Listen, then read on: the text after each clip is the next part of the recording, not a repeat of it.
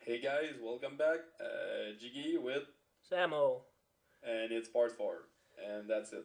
You And have anything else? nope. I guess these guys have been waiting with bated breath for this 8-7 hand that we built up. I've never seen it, so you're the one who built it up. So if it's a disappointment, it's on you. Yeah, yeah, it's gonna be insane. All right, I'm excited myself. All right, you ready? Yep. I hope he just folds. That would be hilarious. I don't think so. I think I remember because I didn't have a clue what to do. That's why I remember. At first, we're not ever folding that pre-flop. We probably agree there. Yeah. I would be calling more than re-raising, but we've talked about this, Yeah, a lot. and then yeah, but Yeah, it's time. that's why. And then the flop comes like a gigantic boner in my pants. By the way, a And quick question: with a hand yep, like this, you're 200 big blinds deep. yep. You three bet. If he four bets you, you're gonna call, right? If Against some players, yes. Against some players, no. okay, I kind of switched my game a bit. I now like hey, one hand is good as 7-8 suited.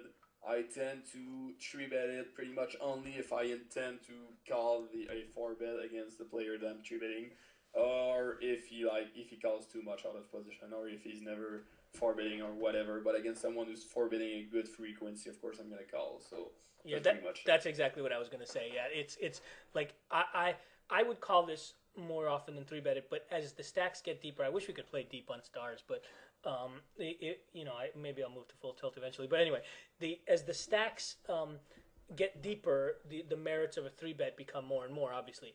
But Yeah. and I would sometimes three bet, but I would never three bet here with a hand as good as this, with so much equity and playability in position as this, if I'm not going to be willing to call a four bet. Other like it's that's true most of the time unless the guy is like just never forbidding or whatever. Well, yeah. If he's the guy who's just going to keep calling three bets and check folding, well then yeah. Yeah, exactly. But I mean, just I meant against decent players. Yep. So yeah, and we flood that, and I bet of course, and he check raises me if I remember correctly. Meanwhile, on table four, I flopped up here and decided to bet it. I don't know if anything happens. But he check raises me, and now that's the spot that I thought about it. I am still not sure exactly what's the best play. I mean, I think you definitely the best play is calling, and the reason is this. I mean, obviously your hand has too much equity right now to fold. It would suck if you were Yeah, against. of course. I'm never ever folding, of course. But the thing is, by calling when you're this deep, Let's just if close you, it. I'm gonna. yeah, sure. Supposing you have pocket kings here, right? Yep. You're not. You're just going to be calling here as well, right? You're not going to be re-raising. I basically think I'm gonna be re-raising. You are. Yeah, because I want to make him stack off with all of his flush draws, which I think on that type of board is very likely when he check raises. But when More you're likely two, than basically anything else.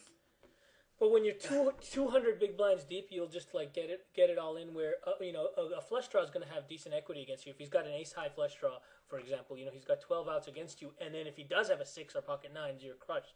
You think that.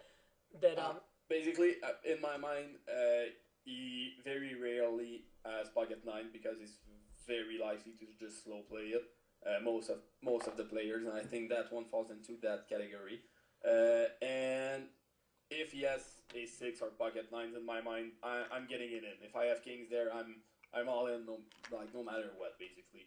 If he has one of these two ends, Right, no, but you could still get it in after with you wait more for equity on the turn, yeah. right. If he has a flush draw, yeah, I get the point, but sometimes he's gonna be that.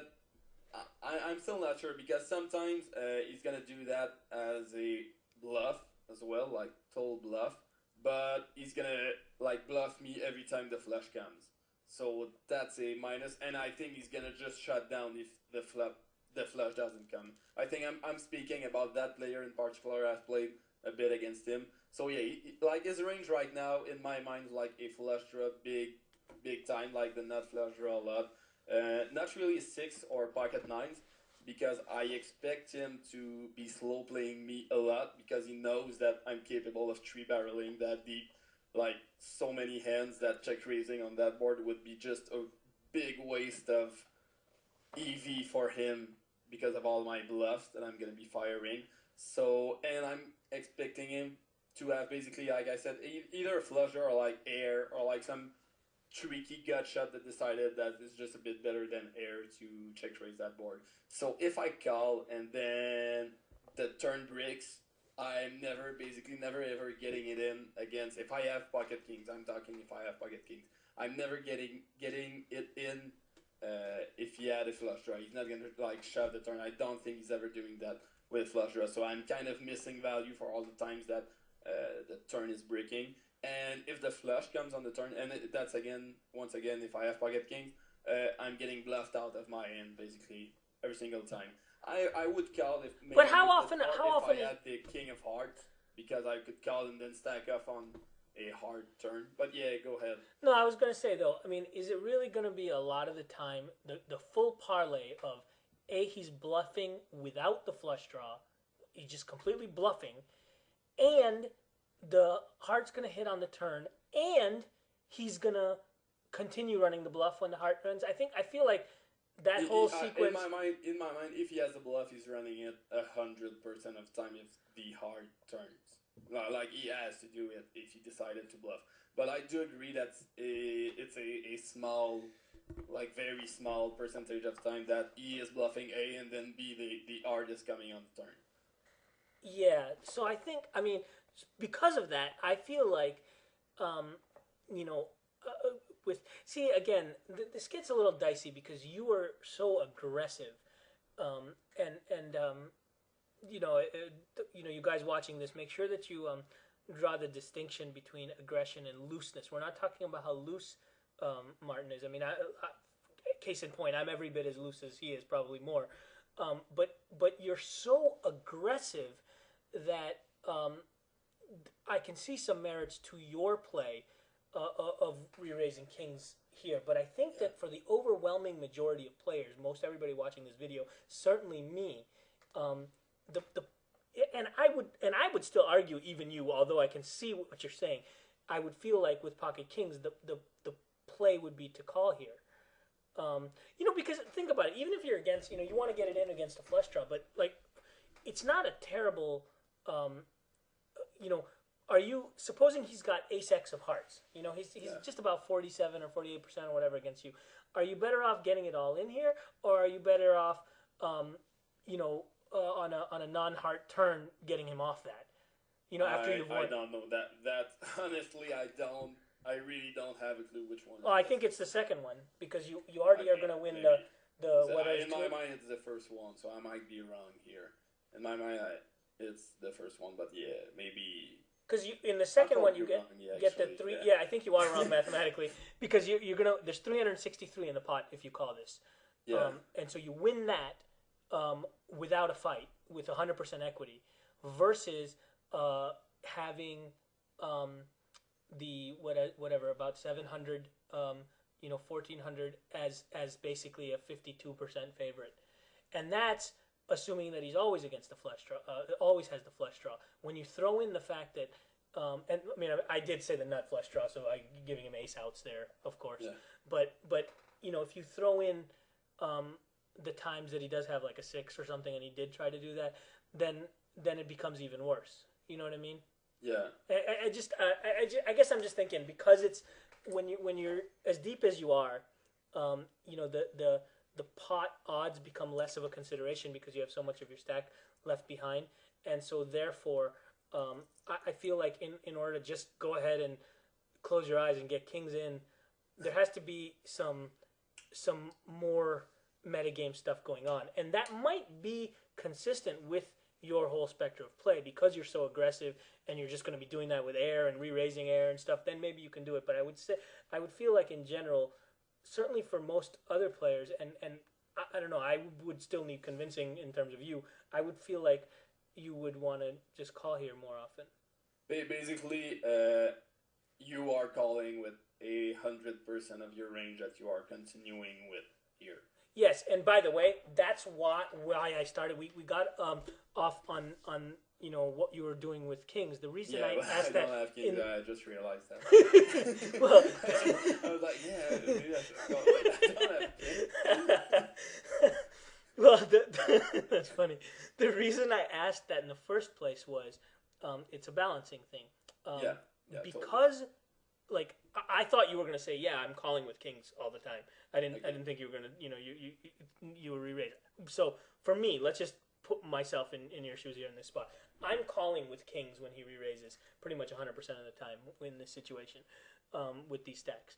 Because I'm doing that, if he has any inclination of that, when I just call this re-raise, my hand looks Strong. very much like an overpair because Yeah. I three bet pre-flop, and then now I bet the flop and called his raise. In his eyes, I think he would be putting me on something in the queens kings kind of range, and I think that works to my benefit because now if I hit my draw, those are going to be cards that he's going to barrel on. Yeah. And if I don't hit my draw and he doesn't have an overpair beaten, he's more likely going to be giving up on a bluff and check, and then I bet the turn. Yeah. Which I basically agree with pretty much all you said. Since, like you said, it's a balancing thing, and I feel like I'm getting it in right away with kings quite a lot. He's certainly because I think he is sometimes gonna have like queens or kings, or aces sometimes a certain amount of time as well. That's something I forgot to mention. And I want to be able. Sometimes I'm gonna just shove here. Let's say ace king, like quite a lot actually, because there are some players that are just like ever doing that either as a bluff or with a flush draw. So I'm just shoving ace king because I'm ahead of his whole range here a lot of time. So here, for all the reasons you've said, probably the call is better. But at the time in the heat of the moment, my worry was that if I call and then the turn breaks and then he fires again, I want to throw my computer like by the window and I don't have a clue what to do, like not at all. And to save myself from this spot, I decided to shove. Basically, that's what I did, just to save myself from like just what I said, a spot that I would not have had a single clue what to do.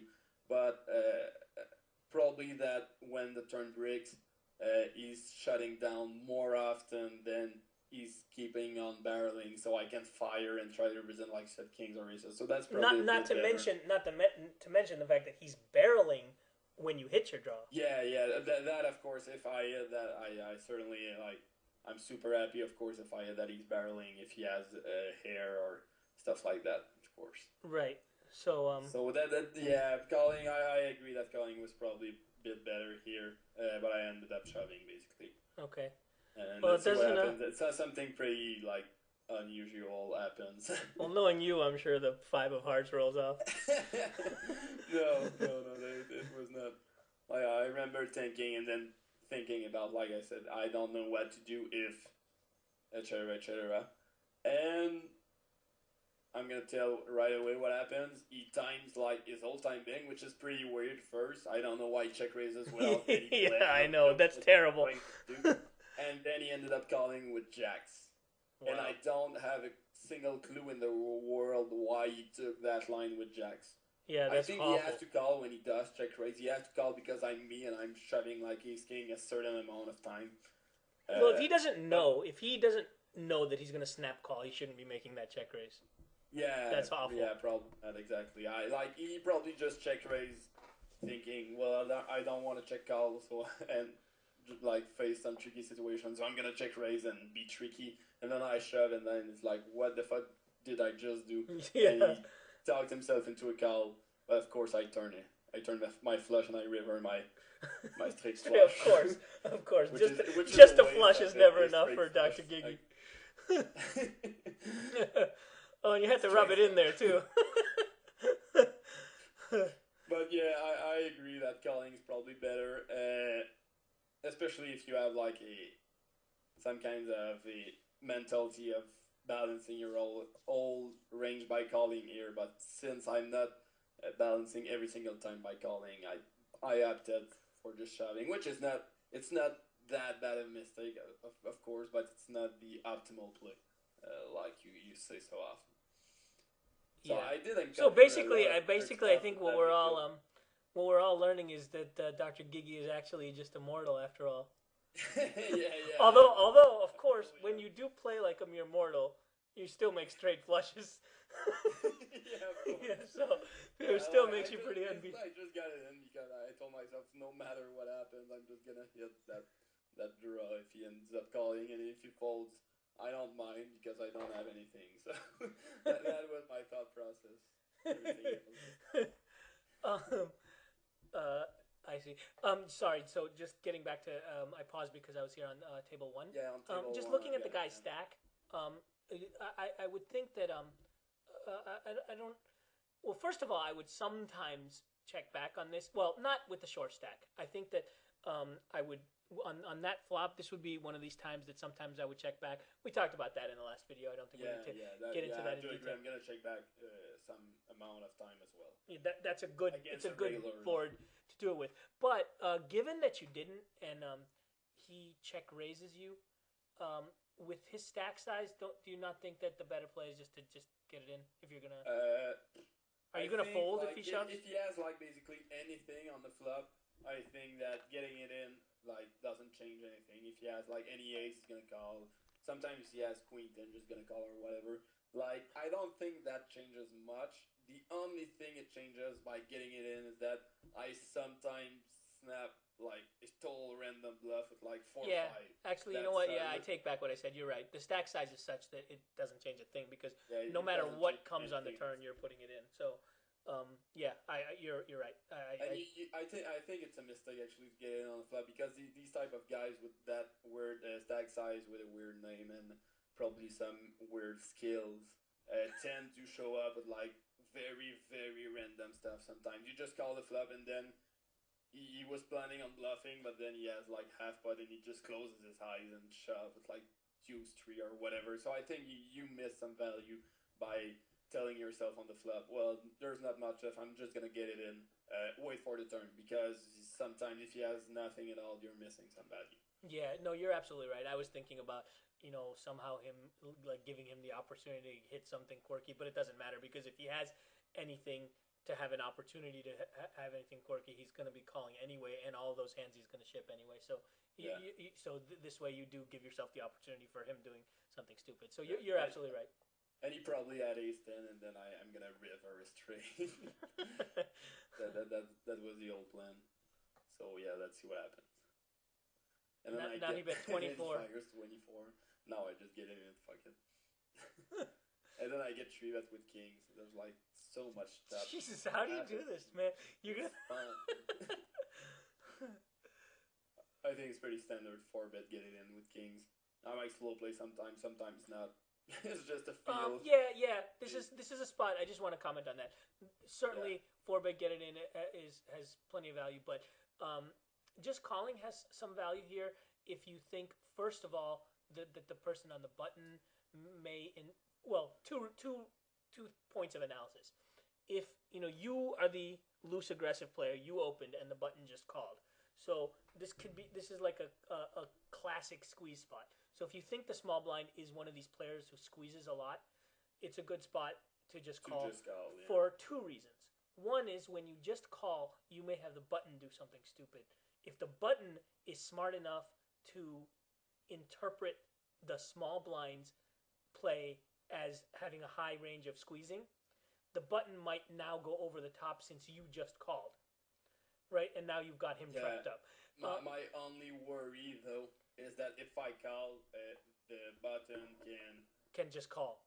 Can just call and basically profitably set my knee, I think. No, that's exactly right. I think that's... If a low flop comes, I'm done. I'm going in with kings no matter what, and he can set my knee like profitably. So I think for those reasons, the fact that the button is deeper than the small blind, and like I'm worried about a call from the button because I'm not gonna have position after the flop against the guy that I'm deeper with. Then I think it becomes a re-raise and trying to get it in with the guy who's squeezing, hoping that he either has a hand or he decides to sometimes, and that's something that plays to my advantage as well.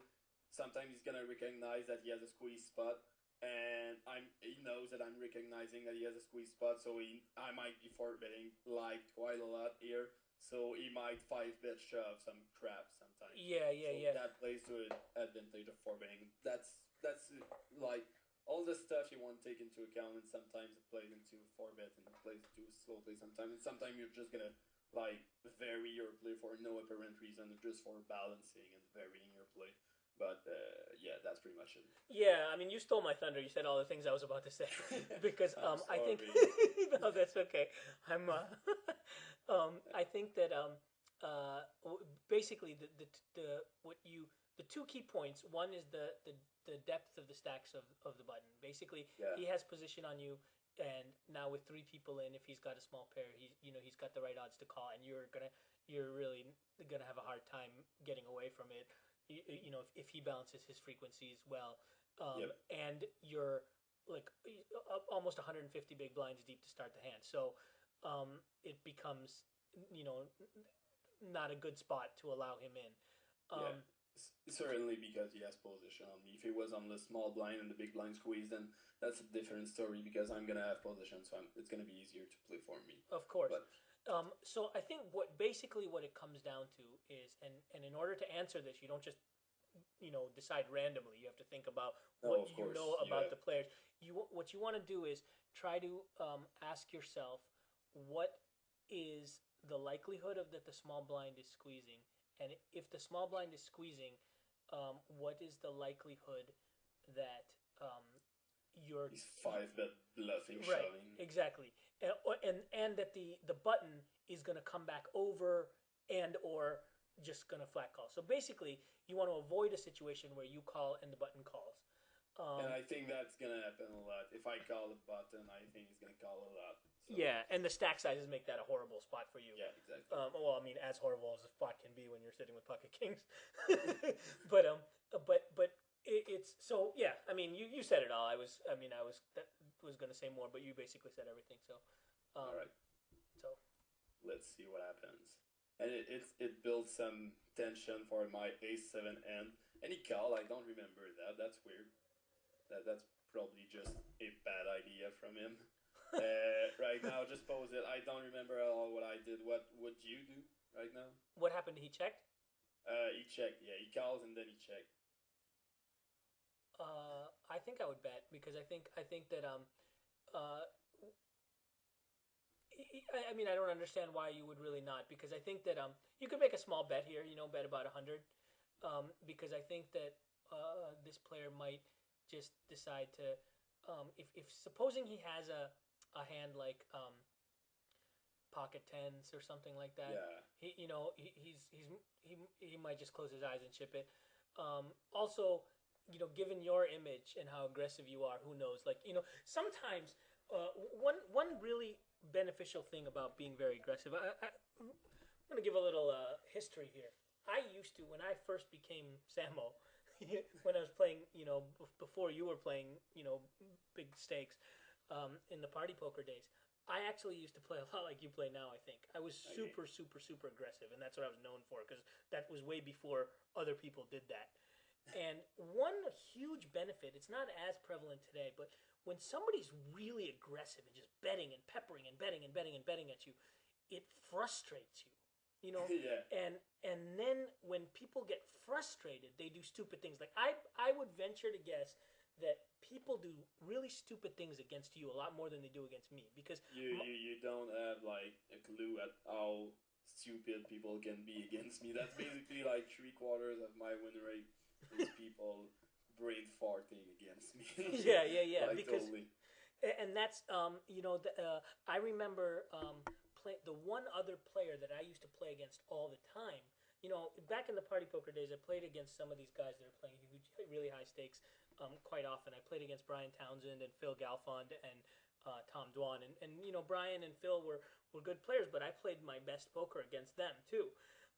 But Tom Dwan, I remember, he was so freaking frustrating to play against because you're just sitting there and you've got these hands that the intrinsic value of the hand. You don't want to fold, but you don't want to play like a 500 big blind pot. Yeah. You know what I mean? And he's just like blasting and so I know that I made some like mistakes out of just frustration against him, and I think that that's the benefit that your style is going to have.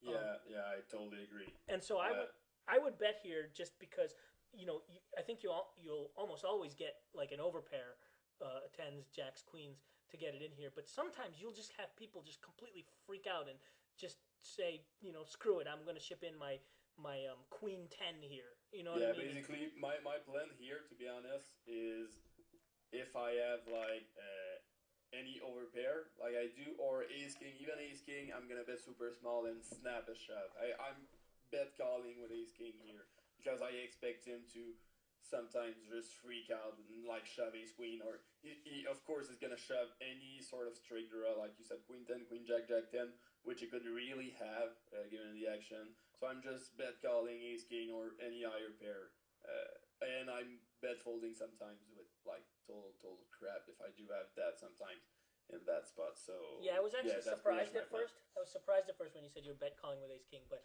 after this pot's been 4-bet and had the extra money in from the button, I think even if he is ahead of you, you're probably going to have enough equity to make that. I totally. I just know I do have enough equity. I think since he has like jack 10, queen jack in his range, to bet call with ace king instead of, I think it's better than like just shoving right away, because it gives him the opportunity to like try to bluff me with either ace queen or like some weird gut shot if I do that with ace right. king. So. And I think also if you bet about 100, you almost, I think it's not quite right, I can't do the math here in my head, but you almost have the right odds to call anyway, even if he always has a pair. Has like jacks. Yeah, if he has jacks every time, So I agree with that.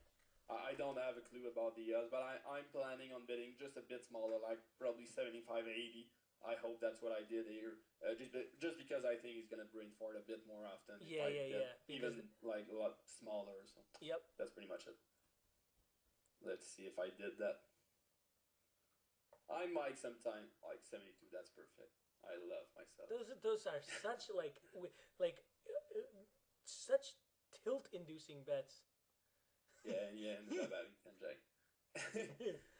And of course he misses. His play is like completely horrible, and that's a perfect example of someone taking a stand out of pure frustration. I think calling the 4-bet out of position, and then he flops like one of the best flops he could ever have, and he doesn't have that much equity. Yeah, so that's pretty much terrible. It. Yeah, no, I don't think we. And these small bets, like you said, is very, very tilt-inducing and mistakes-inducing. I think I have made myself kind of an expert in like inducing what I want to induce with these very small bets. I know a couple of people use them, but not so many people, especially against like low-level thinking players. I'm just gonna post it because it's pretty interesting. My ace king that I just flat. But yeah, can you make trying to induce what I want with my with super small bet, and that's something you certainly want to do, guys, because it's so powerful against bad players a lot.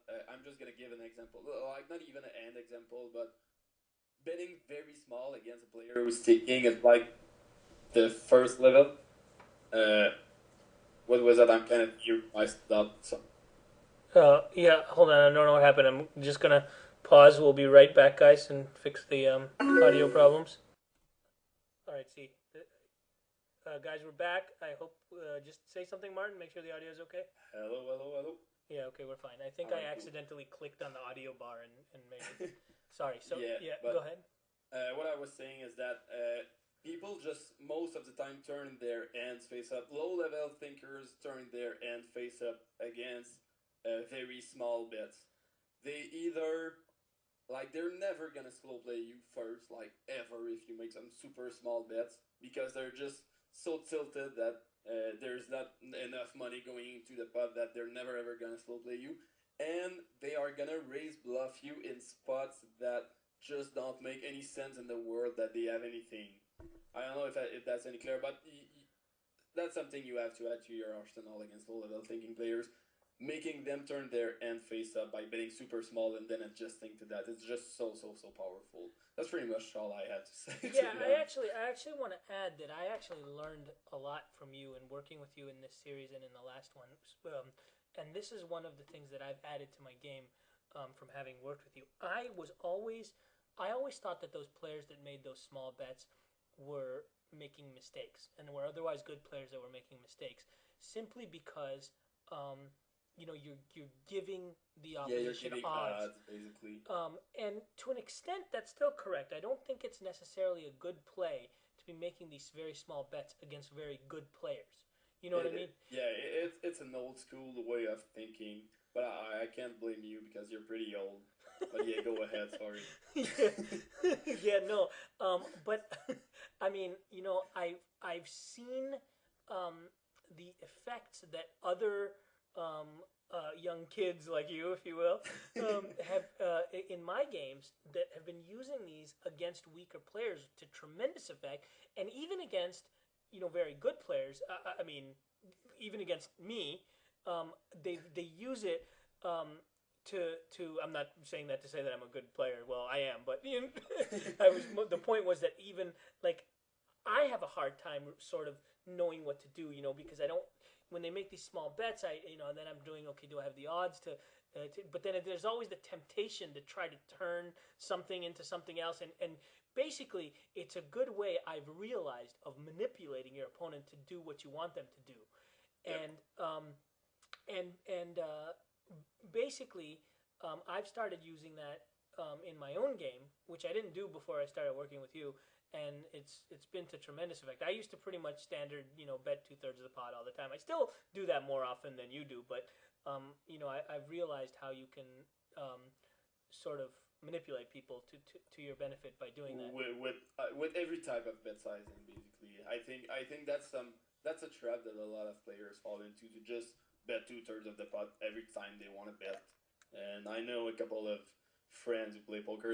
One of my close friends, who he's a really good player, but he's like never ever able to like vary his bet sizing like ever. I tell him every single day, and like 10 minutes after, he's just betting 2/3 of the pot every single stream. I made fun of him, and I think you're wasting you're cutting a lot of your opportunities, especially against low level thinkers, like I said, and again, It's particularly powerful higher level against thinkers. You're just missing opportunities a lot by always betting that. So you want to incorporate that in your game to be able to do some trickier stuff with your bet sizing.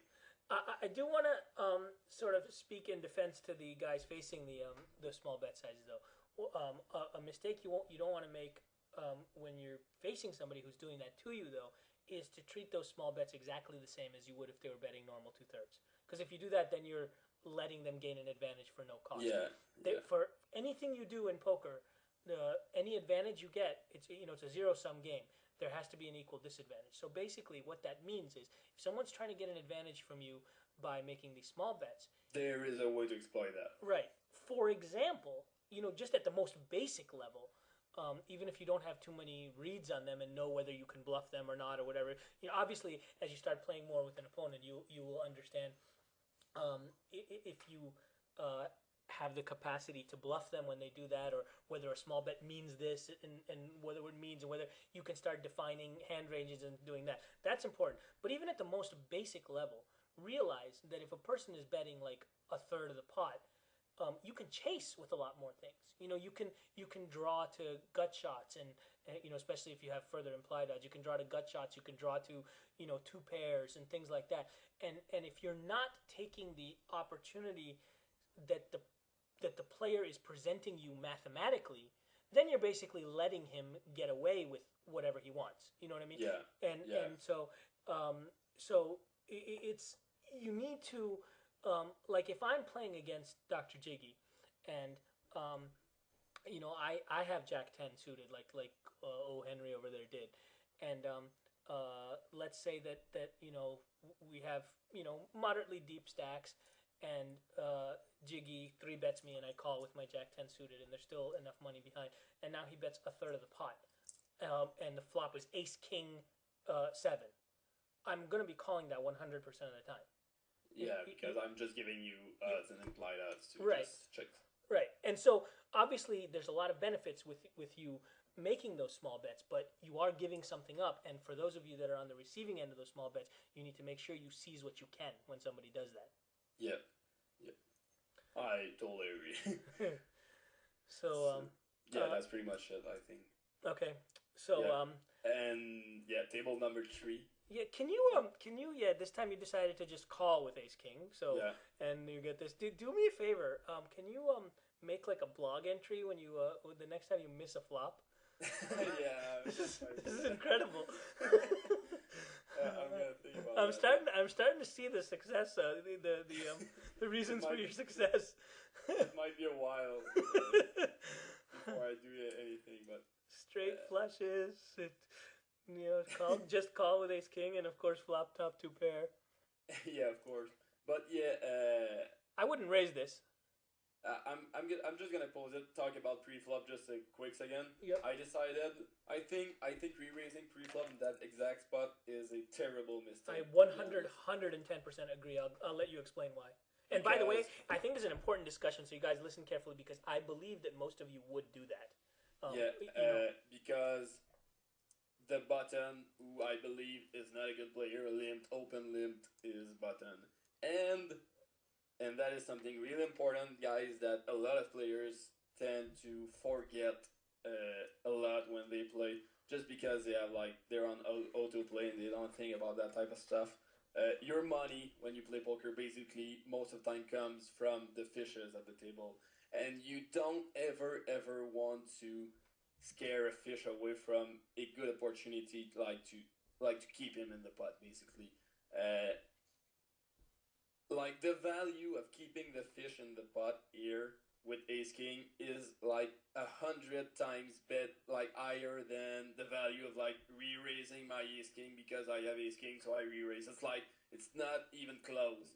Every single time, guys, that you have any kind of big hand that you see a fish who is going to play it, a fish in the blinds or whatever that could play the end if you just flat call or whatever. Use it. Keep the fishes, keep the bad players in the ends because that's all your money comes from them. So you want to play as many pots as possible. So in that exact spot, first of all, even if he wasn't there, Ace King would be a mistake to call. It's good to slow play Ace King pre-flop sometimes, and I think people don't do that enough, especially with deep stacks. I think Ace King is not that powerful, but with the fish there, re-raising would be a total gigantic mistake, I think.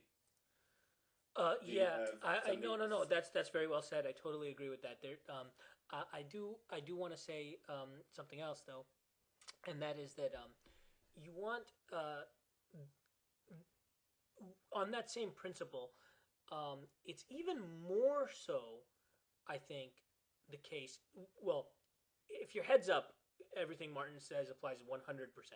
When you're multi-way, it still applies, but it's even more so true if you have a suited connector type hand. And the reason is when you're deep against fish, you want to be able to make more of a nutty type hand rather than a one pair hand that's top pair top kicker, because fish still make hands sometimes. So you don't you're gonna win medium sized pots. You want them in, that always helps, but you can have tremendous value in making a straight or a flush or something something otherwise really good, and having a fish overplay a one pair type hand.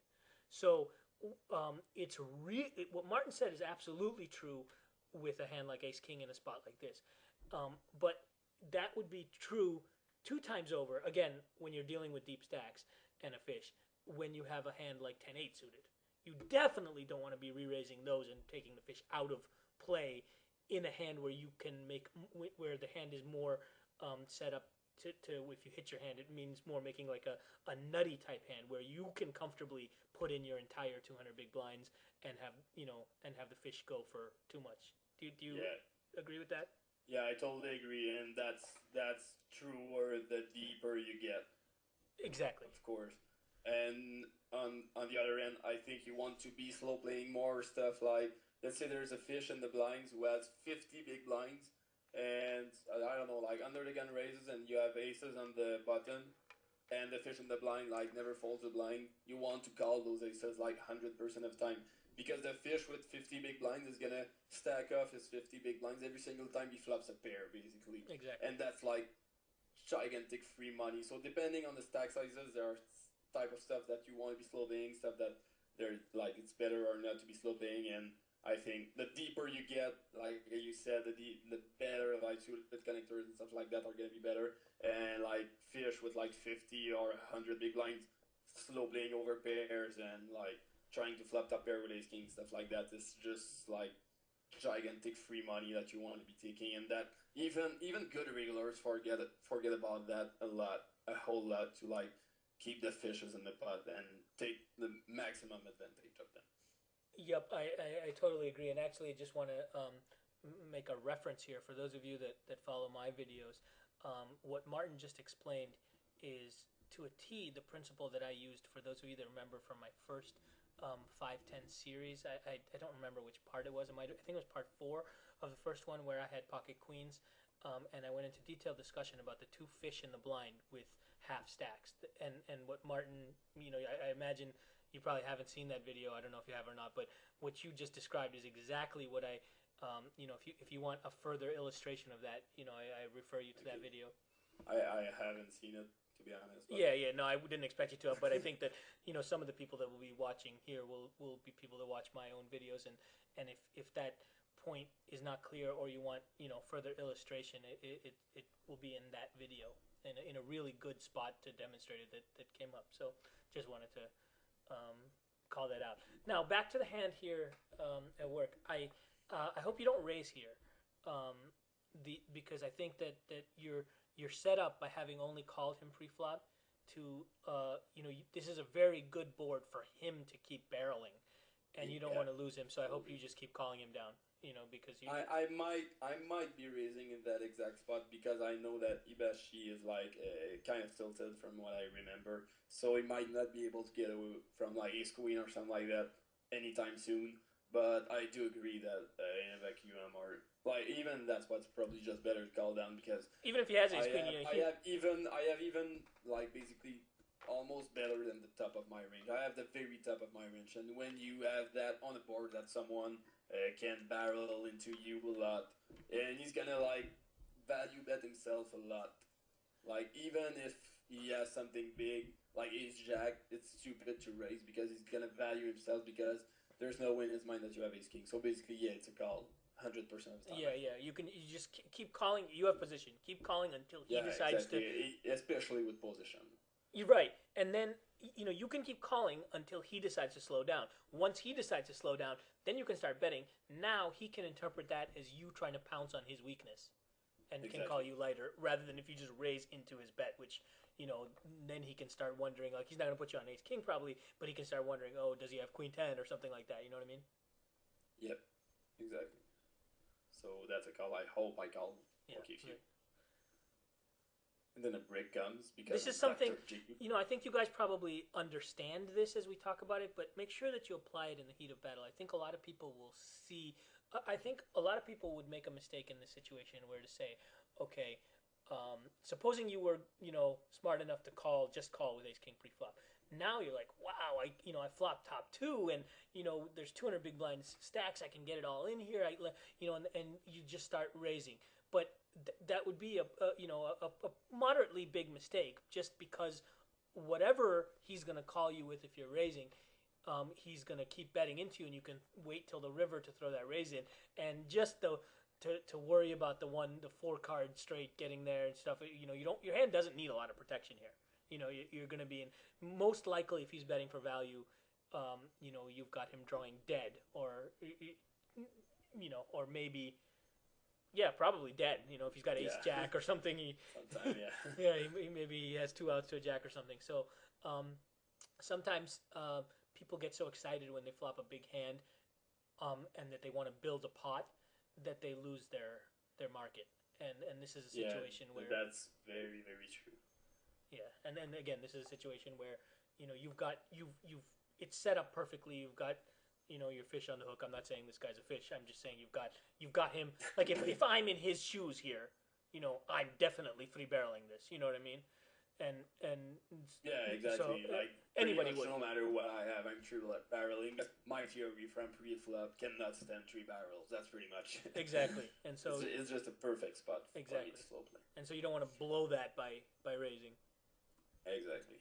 And just a quick note on table one, which is a very clear example of what I was talking about, playing every single hand possible against the fish. He limped. I decided not to isolate because he's not deep enough, but I decided that any suited cards basically is good enough to take a flop against a retard. And on the button, like limping back is certainly a great option in that kind of spot. So that's what I ended up doing. And he Here comes the four. Here comes. Here comes. Oh, you missed. Oh, no. Jeez, I'm so unlucky. But yeah, you must have been like 75% when the money went in. Yeah, probably. That's horrible bad beat. And now he's open shutting. But yeah, even though I'm gonna be dominated like that sometimes, I'm just gonna yeah, of course. Like yeah. so often when I limp back and then everybody checks or whatever. And now if I'm Ibashi here, I like if he has like ace queen, he's totally lost. Yeah. No, this if was. I remember correctly, he had ace queen.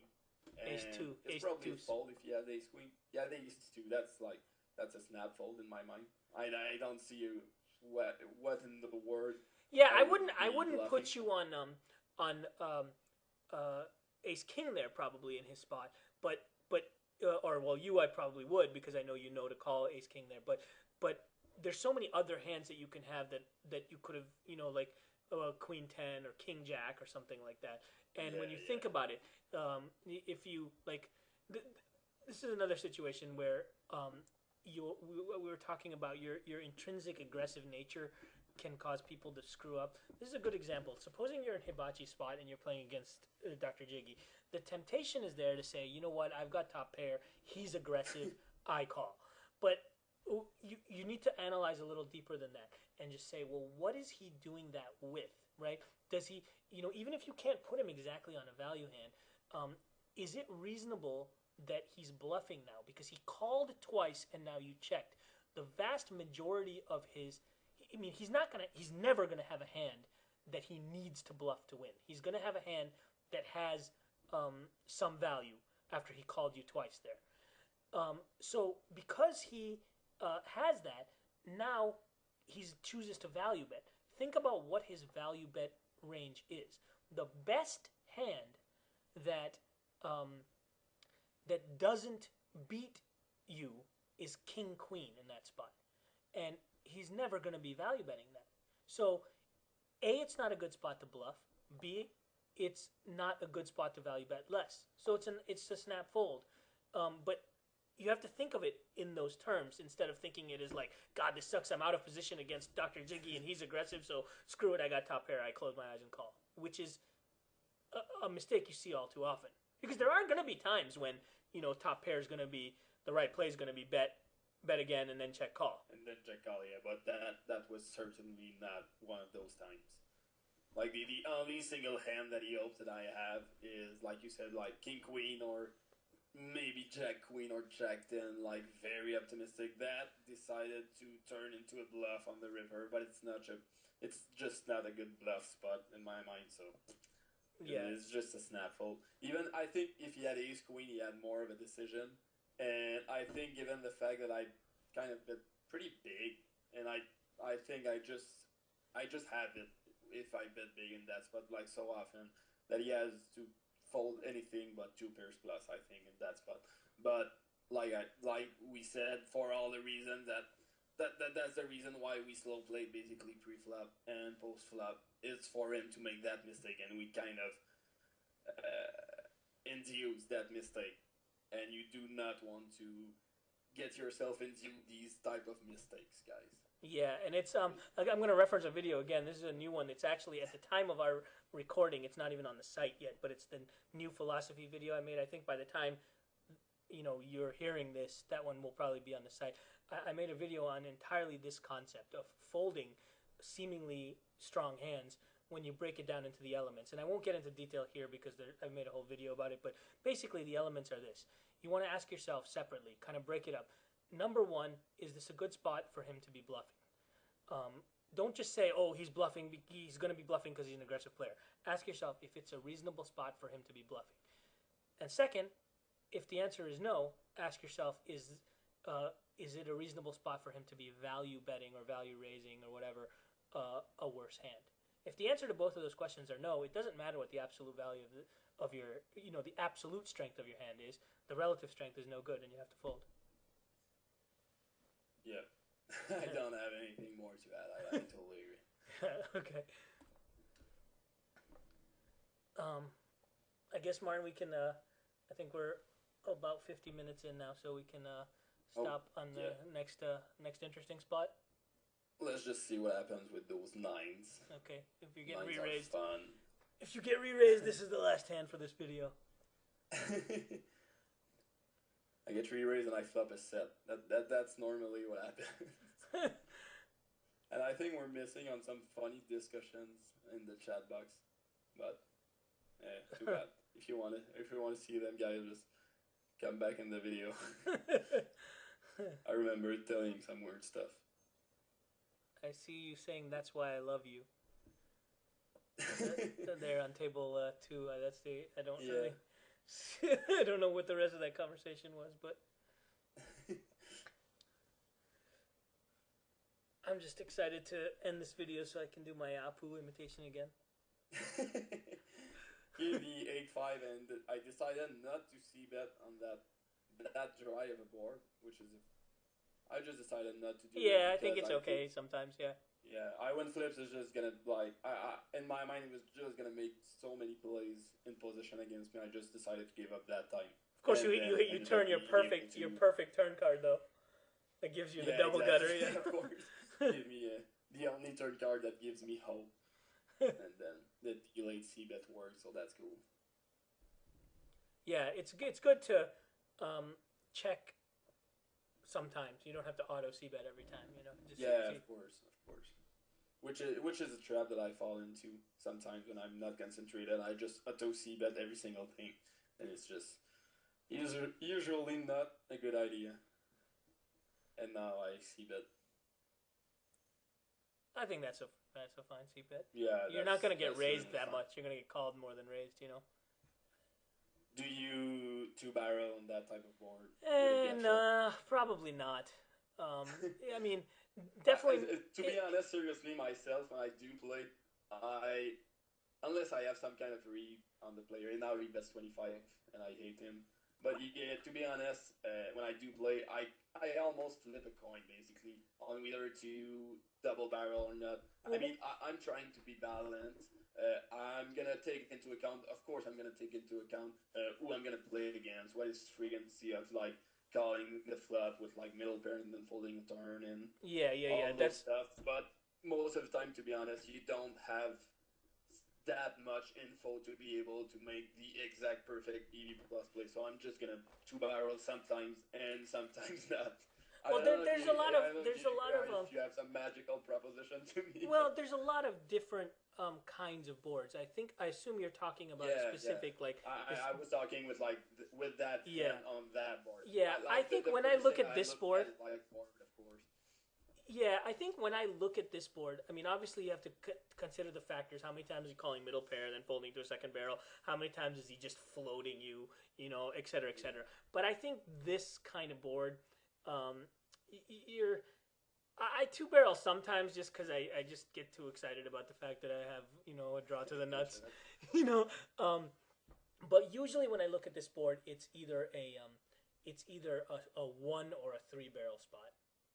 Yeah. You know what I mean? Would you agree in general? I think if I fire a second time here, I'm usually doing it with the idea of firing most rivers. Firing third time and making him fold like a6. Yeah. And by the way, just a quick technical point. If you do fire second time here, you absolutely 100% must fire a diamond river. Do you agree with that? Yep. Yeah, because the thing is, he's not likely to have the diamond draw, but you could easily be double barreling on the turn draw. And so then, in addition to the standard, big hands that you would be 3-barreling, you now add all the flushes that he has to worry about. So, but that's given the fact that he's a capable entry reader, of course.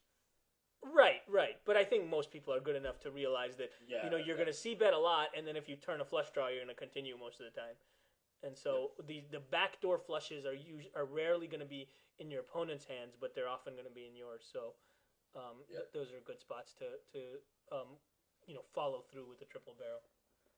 Okay. I probably decided not to triple barrel that time because I don't think I can ever make him fold any ace X, even with three barrels, especially with the nature of the board, and that's something true against good end readers. Is that I think that Phil actually talked about it in his first philosophy video when the turn brings so many draws for me to second barrel, and like he expects me to second barrel all my gut shots, which are a lot with these ace 10, and he brought always a gut shot, and they get two or they get five is a gut shot as well, and he turned diamonds as well. I'm gonna be second barreling and or three barreling, and he knows that, so he's gonna look me up even with a 10 sometimes if I decide to three barrel that board. So I decided not to three barrel because that was certainly not a good spot. Well, of course, that's a function of what you said earlier about I Win Flips being such a great player. Phil made that video because he was teaching a lot of people that don't really understand that concept.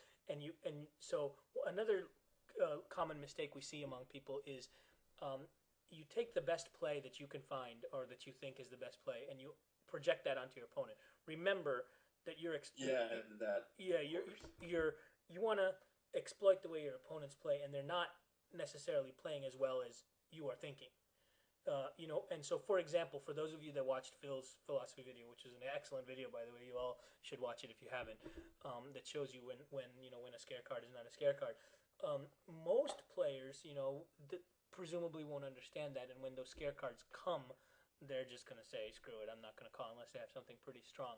So you can use that to your benefit until and unless you realize that that player is good enough to do that. In this case, Martin had talked earlier about this I Win Flips guy, and apparently, despite that Panda Bear avatar, he is a really good hand reader. So I think, therefore, it would make sense to not barrel this, because pretty much no card other than a queen, may in fact be a card that you can fire a third time. Yeah. But by the way, can you call this now? This is a good example of the chasing stuff that I was telling you about. Yeah, I thought about it, and I honestly don't know if I have the right call. I don't know what's his range basically, and that's the boring part.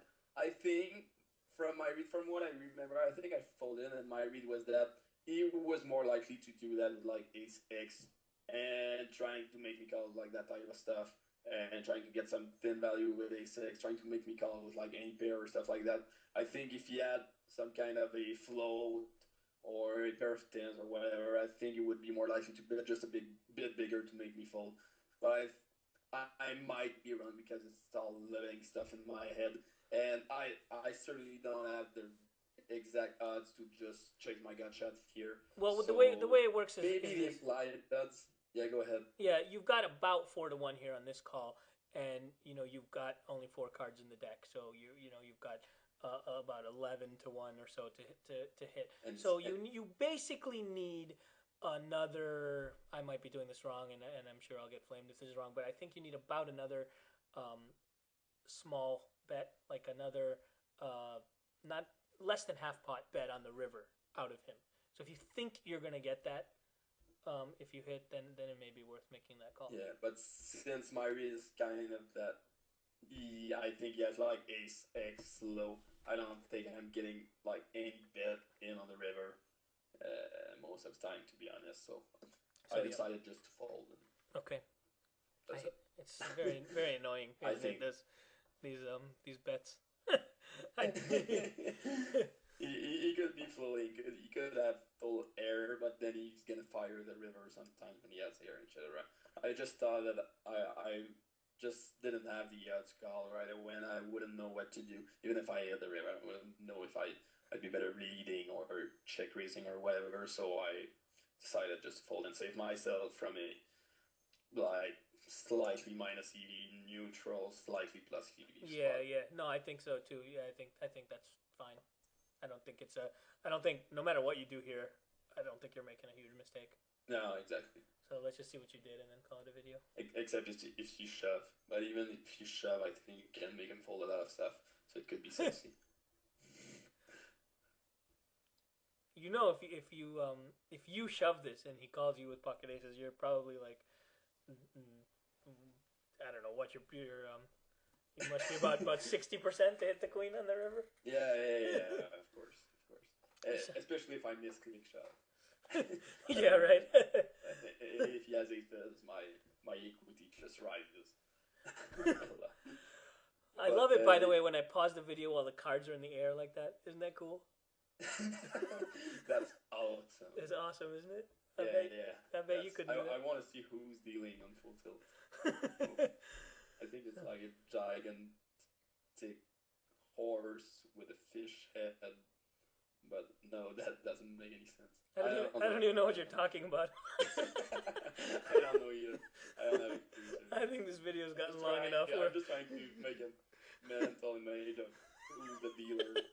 That's all I could come up with. But I'm just gonna stop. Yeah. I think we should probably stop right now. It's getting late. Yeah. All right, guys. Well, hope you enjoyed everything but the last 1 minute or so. Yeah, So, thank you. Come again. Bye.